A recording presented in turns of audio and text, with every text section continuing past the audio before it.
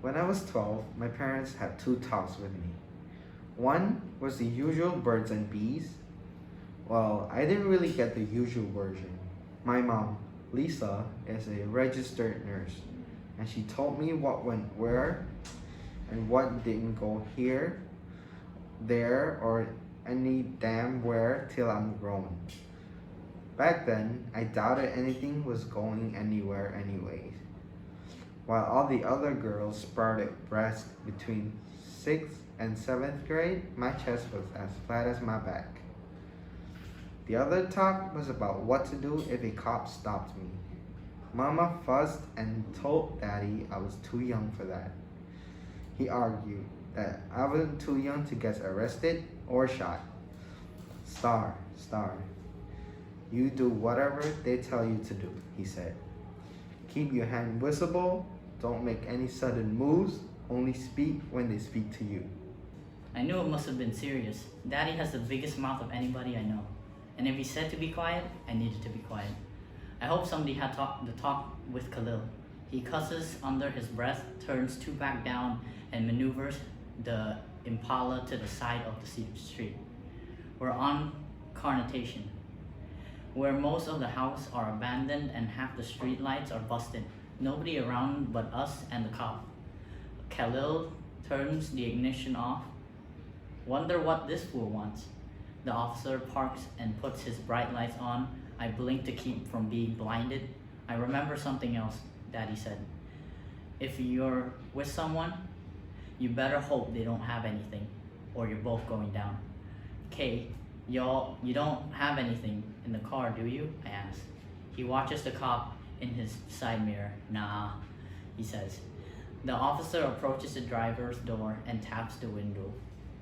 Khalil cranks the handle to roll it down as if we weren't blinded enough.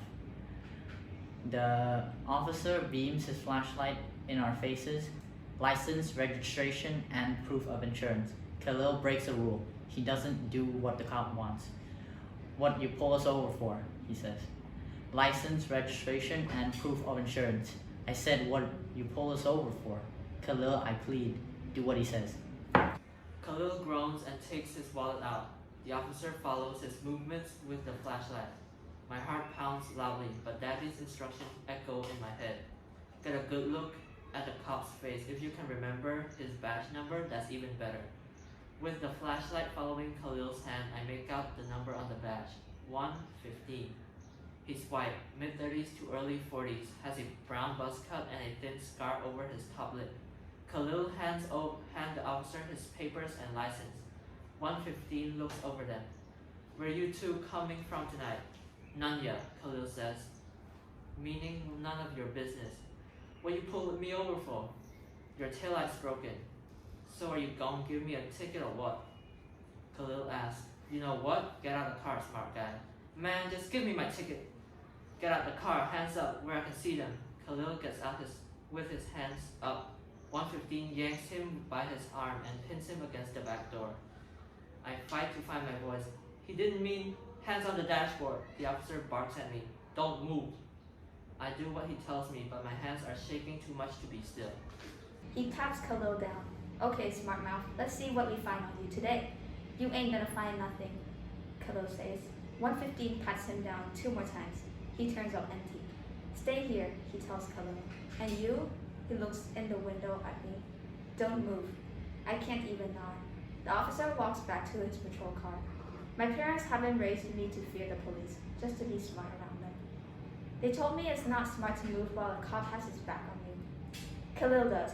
He comes to his door. It's not smart to make a sudden move. Khalil does. He opens the driver's door. You okay, Star? Pow! 1. Khalil's body jerks. Blood splatters from his back. He holds onto the door to keep himself upright. Pow! 2. Khalil gasps. Pow! 3. Khalil looks at me, stunned. He falls to the ground. I'm 10 again, watching Natasha drop.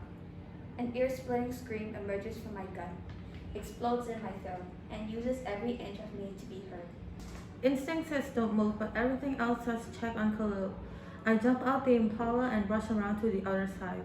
Khalil stares at the sky as if he hopes to see God. His mouth is open like he wants to scream. I screamed loud enough for the both of us. No, no, no, is all I can say. Like I'm a year old and it's the only word I know. I'm not sure how I end up on the ground next to him. My mom once said that if someone gets shot, try to stop the bleeding, but there's so much blood. Too much blood. No, no, no. Khalil doesn't move. He doesn't utter a word. He doesn't even look at me. His body stiffens and he's gone. I hope he sees God. Someone else screams. I blink through my tears. Officer 115 yells at me, pointing the same gun he killed my friend with. I put my hands up.